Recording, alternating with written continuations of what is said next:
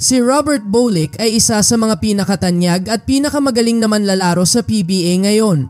Isa siya sa mga high-scoring players ng liga at hindi lang sa Pilipinas siya nagniningning, kundi pati na rin sa mga international leagues at tournaments kung saan ipinasikat niya ang sarili bilang isang top-tier player. Walang duda, isa siya sa mga pinakamagaling na guard sa kasalukuyan at patuloy na nagpapakita ng husay sa kanyang laro, hindi lang sa scoring kundi pati sa playmaking at defense. Kung titignan mo ang mga laro niya, kitang-kita na isa siya sa mga pwedeng maging franchise player ng kahit anong team sa liga.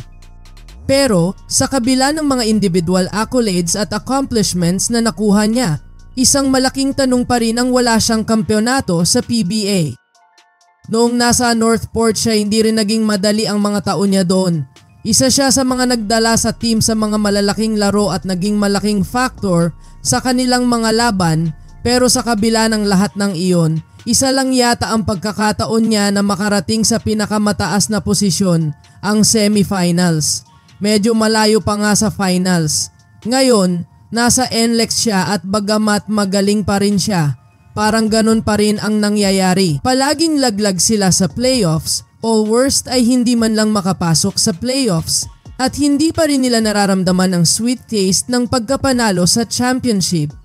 Kaya naman may mga nagsasabi na baka panahon na para ikonsidera ni Robert Bolick na lumipat na sa ibang team. Sabi nga ng iba, baka gusto niyang sumubok sa isang powerhouse team, yung may mas malakas na tsansa na makuha ang titulo, lalo pa at nagkakaedad na siya at ayaw niyang madala na naman sa isang team na bitin lagi sa kampyonato.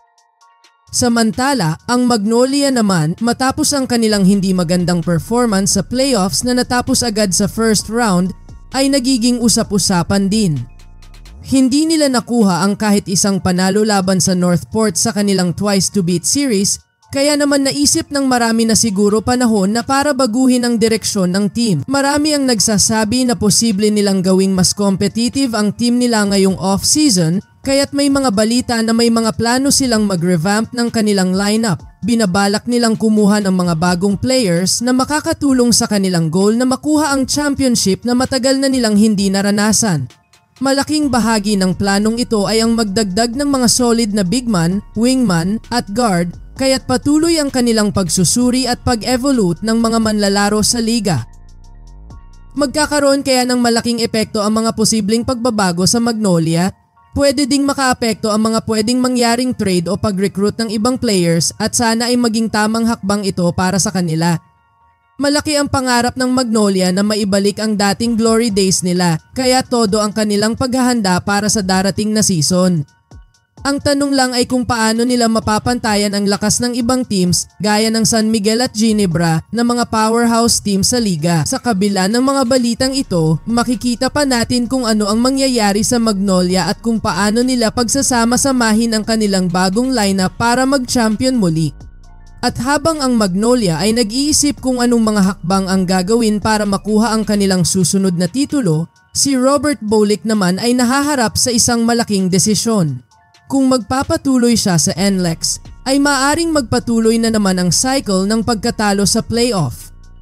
Kung lilipat siya sa isang mas malakas na team, baka doon niya matamo ang matagal na niyang hinahanap na kampyonato. Pero hindi rin biro ang magdesisyon ng ganito dahil ang mga pagbabago ng team ay may malaking epekto sa isang player mula sa sistema ng laro hanggang sa dynamics ng mga bagong teammates.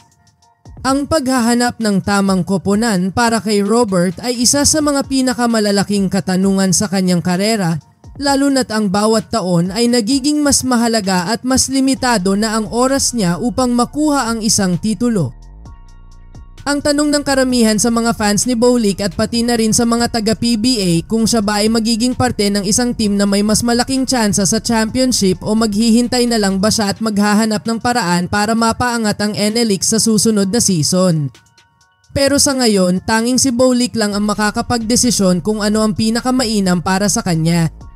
Sa kabila ng lahat ng ito, hindi matitinag ang respeto at paghanga ng mga fans sa kanyang husay at dedikasyon sa laro. Makikita na lang natin kung ano ang magiging susunod na kabanata sa kanyang karera. Hindi rin natin pwedeng kalimutan na kahit anong mangyari kay Bolick, ang mga koponan sa PBA ay hindi tumitigil sa paghahanap ng mga solusyon para makuha ang titulo. At sa susunod na season, baka magbago na ang sitwasyon ng mga teams na tinutukan ng mga fans, kaya't maraming mga kwento ang magpapatuloy at magbabago sa mga darating na linggo at buwan.